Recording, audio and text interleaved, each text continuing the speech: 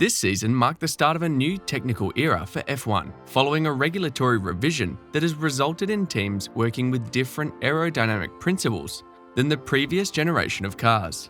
The rule adjustment has the ability to upend the pecking order and will result in a high pace of development in the early half of the season.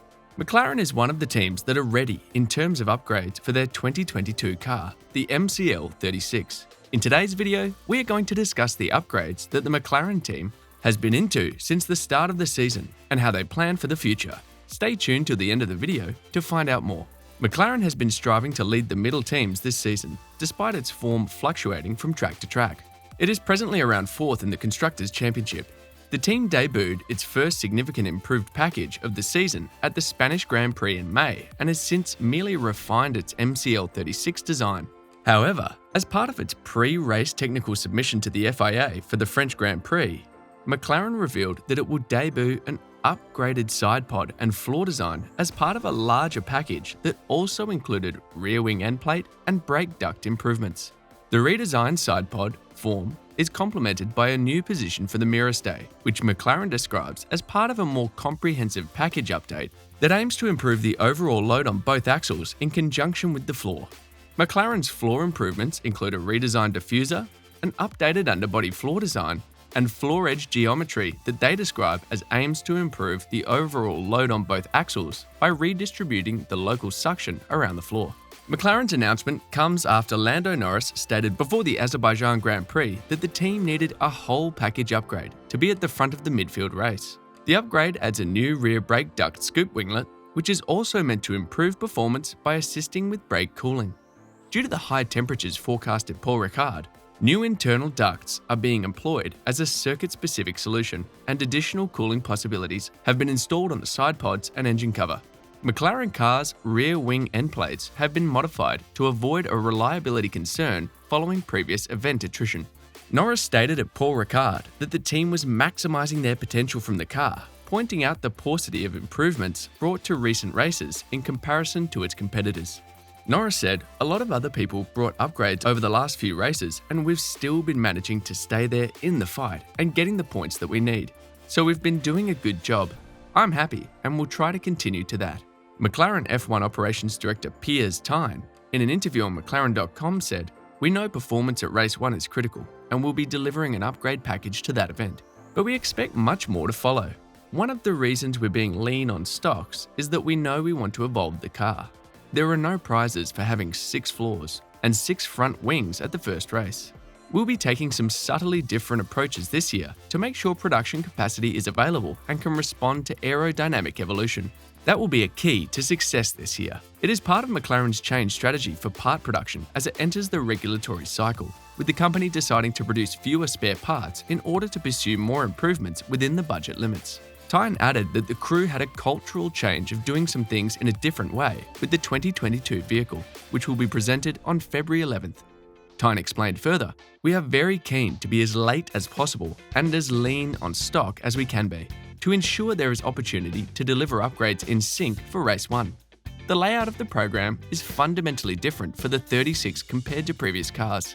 The program is difficult, and when you factor in the constraint of the cost cap on top of a significant engineering and manufacturing challenge, that's when you really have to rely on great teamwork, great collaboration, and a total laser focus on achieving targets. Ultimately, it's the quality of our people we rely on when it gets tough, and we're lucky because our people are second to none." Tyne stated that manufacturing fewer spare parts was a difficult trade to make in order to allow for a more flexible approach to improvements, but he also stated that the team would never be short on components. Zak Brown has advised his McLaren squad to keep expectations in check ahead of what might be a challenging Grand Prix. The Woking-based outfit has had an up and down start to the season, but after starting 2022 on the back foot due to brake troubles, they recovered with a good double points finish in Australia. Lando Norris then earned a podium at Imola, one of 4 point scoring finishes for the Briton this season, although Daniel Ricciardo has only finished within the top 10 once. Even with the promising upgrade, Zak Brown predicted before the Monaco GP that it will not play into the hands of the MCL36, a vehicle that has only impressed its drivers on fast and flowing courses this season. Brown said, We don't think Monaco necessarily suits our car. It's a lot of slow-speed corners, and that's not one of our strengths. We tend to be quicker in the high-speed tracks, which is why we saw a better result in Imola. It's a very competitive season. We've been on the podium, but we've also been at the back and everywhere in the middle. The hope of McLaren in the 2022 season was to mark its return to the status of an absolutely top team, fighting for victories every weekend. But it was only ever a fan fantasy rather than an expectation from the team itself. That said, it is a dire beginning to the year in Bahrain, where McLaren was only the 8th fastest of the 10 teams. Hobbled by the lack of test miles imposed by a brake problem, was well below where the team expected to be. The recovery since then has been strong, and Lando Norris gave the team its first podium of the year at Imola. Does such a rapid recovery indicate the team could emerge as a serious force this season? There's measured realism from both drivers and team boss Andreas Seidel about that. Daniel Ricciardo, as ever, is the most upbeat.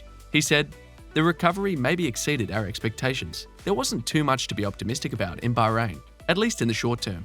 But there's still so much to learn with these cars. So the state of evolution and understanding is moving at a pretty fast rate. So that came as a nice little surprise. But sitting here today, it's an optimistic ambition to be better than the third best team because the top two are so far in front. It's ambitious because the target is always going to be moving, and Red Bull and Ferrari will have developments of their own.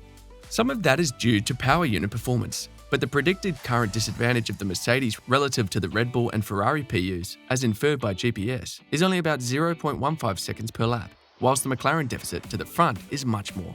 What we can influence as a team is car performance, says Seidel, determined not to make the PU an excuse. Imola was the second weekend in a row where the car has shown its solid base, that it's fundamentally working, but we don't get overexcited by that because we're ambitious. Its layout predicts a lot of long, high-speed sectors, which McLaren appeared to be well suited to in the middle sector of the Melbourne lap. The vehicle appears to be less pleased when braking, and there are 5 strong braking zones across the track. In this aspect, rather than narrowing the gap between Ferrari and Red Bull, it may be staring at a rearguard defence from Alpine, which looked fearsome in Fernando Alonso's hands in Australia. Comparable to McLaren in a straight line, but superior under braking. Then there is the constantly developing shape of the significantly updated Alfa Romeo to think about. Valtteri Bottas may have threatened Norris's podium without the pit stop delay at Imola. So McLaren's bid for greatness is far from over, but the team is still fighting. What are your thoughts on McLaren's bid to be at the top of the Formula One this season or the next? Please let us know your thoughts in the comment section below. And if you haven't done so already, make sure to subscribe to this channel so that you don't miss any of our incredible videos. Keep an eye out for the next video. Bye for now.